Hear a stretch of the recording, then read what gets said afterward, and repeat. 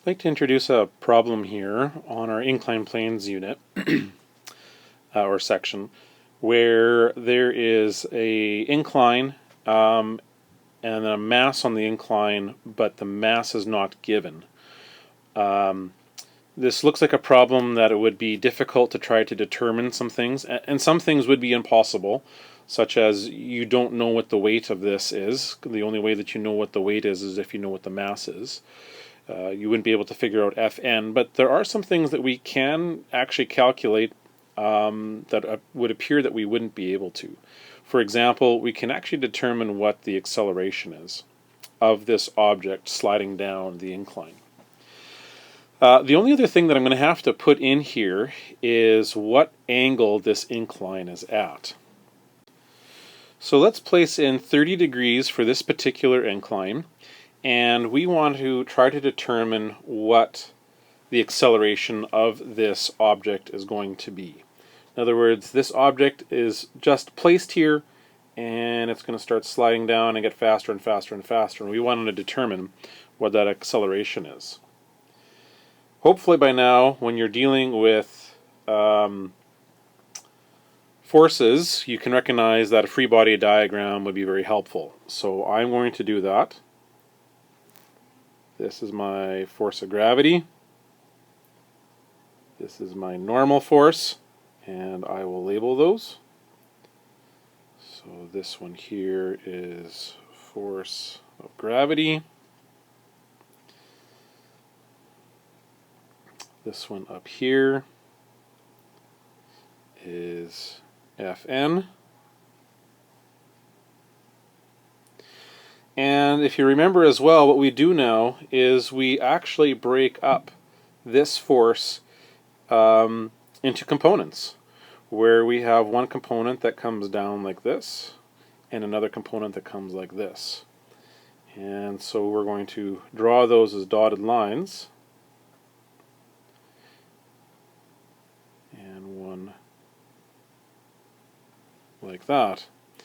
And then right in here is a 90-degree angle. What we've done is we've labeled this one here as FGY,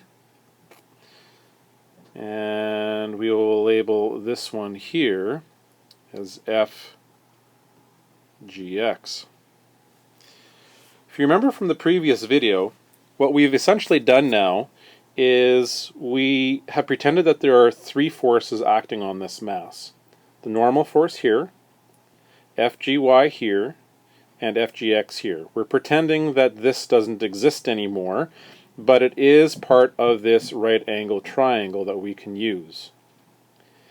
And then again, Fn and FGY cancel each other out, so all we have left acting on this mass is FGX. And this is the basis of how we're going to actually solve this problem. So what we have is that the net force is equal to all the forces combined, but again what we've said is that this force and this force cancel.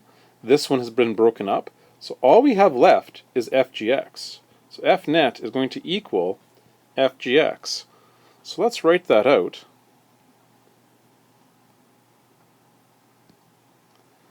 So we'll edit this.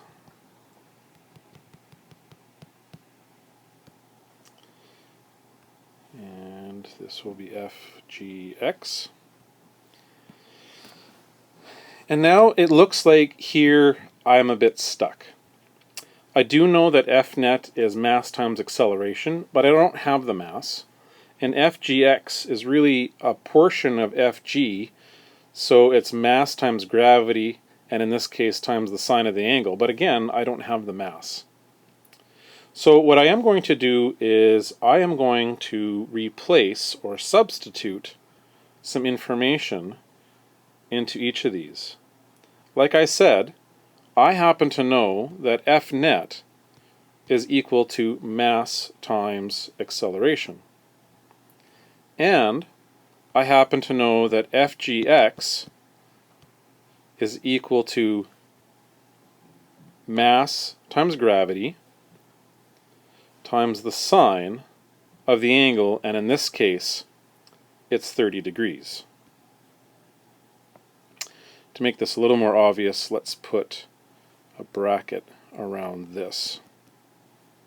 Alright, so remember that the mg comes from the fact that FG is mg, and this sine of 30 degrees comes from the fact that this here is the opposite side to this angle, so you can use sine, and this angle here is the same as that angle there. So now at this point, I'm hoping what you can recognize is that I happen to have mass both here and here. In other words, I can divide this side by mass, and I can divide this side by mass. What I'm essentially doing is I'm dividing this by mass and this by mass. So I'm going to do this a little crudely. I'm going to put in a mass here, and I'm going to put in a mass over here. And then what you can see is that this mass cancels that one, and this mass cancels that one, and I have nothing left for mass. So now, what I'm left with is the following. What I'm left with is A equals G sine 30, or whatever the angle happens to be. These masses all canceled out.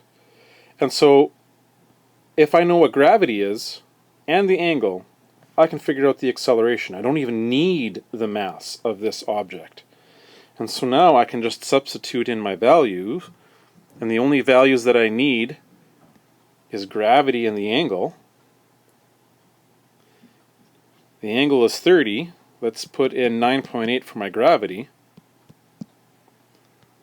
And when I multiply that through, I'm going to get 4.9.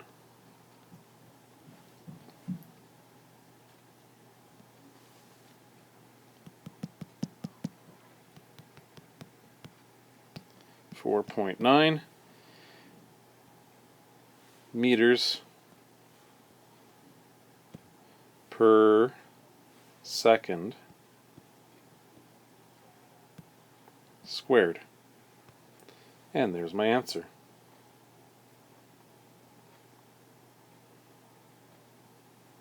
There we go. So I'm hoping that this is going to help you now with some questions on the assignment. If there's also a question where it tells you this is the acceleration, what angle is it at, again, you wouldn't need the mass. You can set it up like this, and if the acceleration was given to you, then this becomes the unknown, and now you just solve for the angle. Alright, so I hope that this will help, and that you can try out some of the questions that I've assigned, and I again will have that up on my website.